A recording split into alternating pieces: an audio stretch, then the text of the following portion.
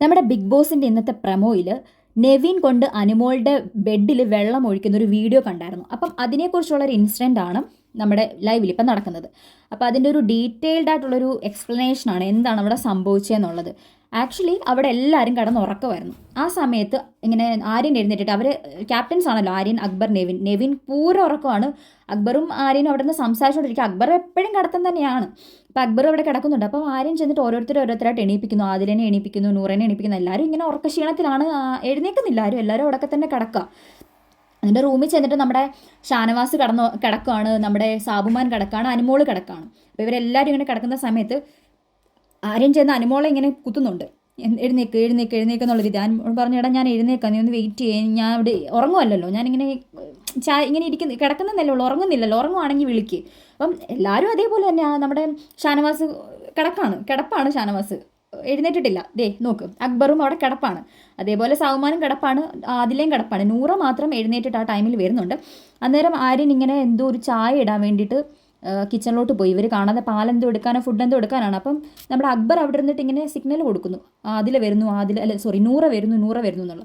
അപ്പം ആര്യൻ പോയ കാര്യം ചെയ്യാതെ തിരിച്ചു വരുന്നു, കാരണം നൂറ വരുന്നുണ്ട്. നെവിൻ നല്ല പൂരം ഉറക്കമായിരുന്നു. എന്നിട്ട് നമ്മുടെ ആര്യൻ ചെന്നിട്ട് നെവിനെ ഇപ്പോൾ ഉണർത്തുവാണ്. എന്നിട്ട് ചെന്ന് പറയാണ് ഇന്ന പോലെ ആൾക്കാരൊക്കെ അവിടെ കിടക്കുന്നു. സ്പെഷ്യലി അനുമോളുടെ കാര്യം പറയണം, അനുമോൾ എഴുന്നേൽക്കുന്നില്ല എന്നുള്ളത്. പക്ഷെ നമ്മുടെ ഷാനവാസ് അവിടെ കിടപ്പുണ്ട്, സൗമാൻ അവിടെ കിടപ്പുണ്ട്, അക്ബറും സ്റ്റിൽ കിടക്കുകയാണ്.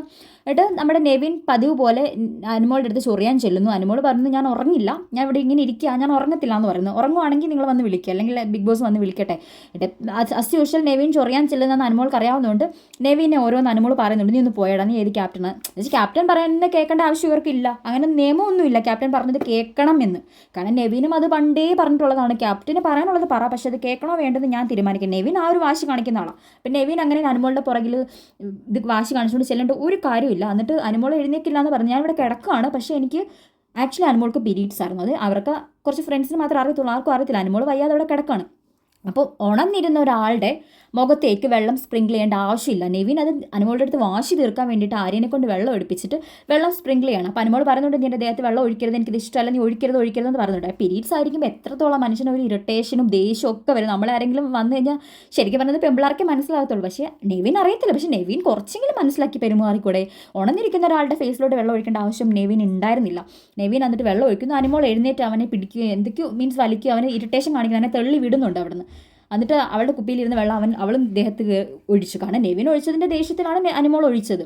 അപ്പം നെവിൻ എന്ത് ചെയ്തു, പോയി വലിയൊരു പാത്രം നിറച്ച്, ചായ ഇടുന്ന പാത്രം നിറച്ച് വെള്ളം കൊണ്ടുവന്ന് അനുമോളുടെ ബെഡിലോട്ട് ഒറ്റ കമത്ത്. ശരിക്കും ഇത് ചെയ്യാനുള്ള ഒരു ധൈര്യമൊക്കെ നെവിൻ എവിടെ നിന്ന് ഇത്ര കിട്ടുന്നതിന്? അനുമോളിനെ പറഞ്ഞാൽ അല്ലെങ്കിൽ ചെയ്താൽ നെവിനെ തിരിച്ചൊന്നും കിട്ടില്ല, നെവിനെ ആരും ഒന്നും പറയില്ല എന്ന് അത്രയും നെവിൻ ഉറപ്പുള്ളത് കൊണ്ടല്ലേ. എന്നാൽ അവിടെ കിടന്ന ആ സാബുമാൻ്റെ മുഖത്ത് എന്താ ഒഴിക്കാഞ്ഞ്? അല്ലെങ്കിൽ പോയി അവിടെ കിടന്നുറങ്ങുന്ന ഷാനവാസിൻ്റെ മുഖത്ത് എന്താ ഒഴിക്കാഞ്ഞ്? സ്വന്തം കൂട്ടുകാരനല്ലേ.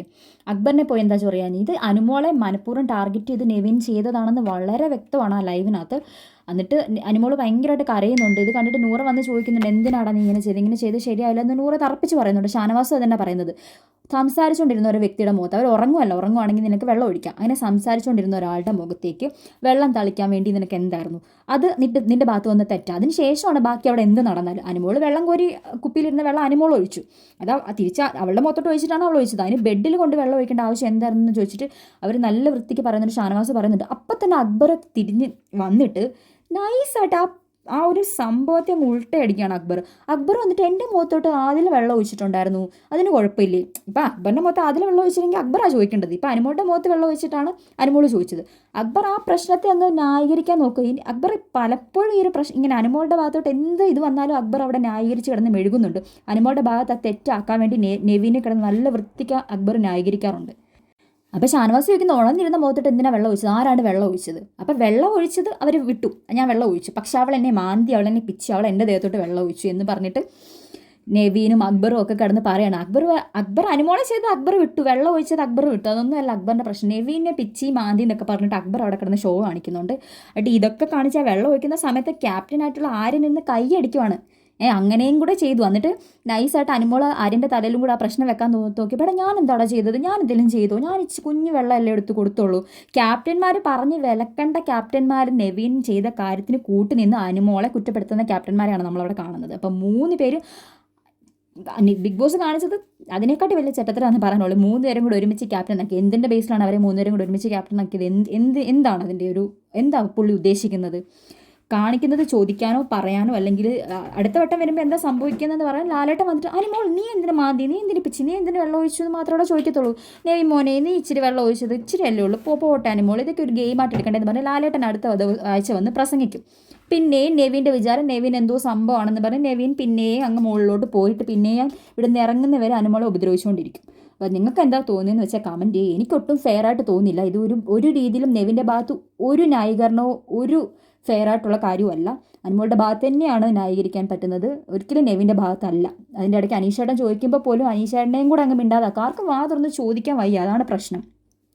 ഈ ആദില നൂറയൊക്കെ ആണെങ്കിലും അവർ ഒരു സ്ട്രോങ് ആയിട്ട് നിൽക്കുന്നില്ല. ഷാനവാസിക്ക ചോദിക്കുന്നുണ്ടെങ്കിൽ പോലും നെവിനൊക്കെ വേറെ ന്യായീകരണങ്ങൾ പറഞ്ഞിട്ട് പിന്നെ ഇത്രയും ചെയ്തിട്ടും അനുമോളുടെ പുറകെ നടന്ന് നെവിൻ ഇറിറ്റേറ്റ് ചെയ്യുകയാണെന്ന് ലാലേട്ടൻ എന്തായാലും വന്നിട്ട് ചോദിക്കുമോ ഇല്ലയോ എന്നുള്ളത് നമുക്ക് നോക്കാം. എന്തായാലും ബാക്കി അപ്ഡേറ്റ്സിനായിട്ട് ചാനൽ ഒന്ന് സബ്സ്ക്രൈബ് ചെയ്യുക, അതേപോലെ ലൈക്ക് ചെയ്യുക, ഷെയർ ചെയ്യുക, കമൻറ്റ് ചെയ്യുക.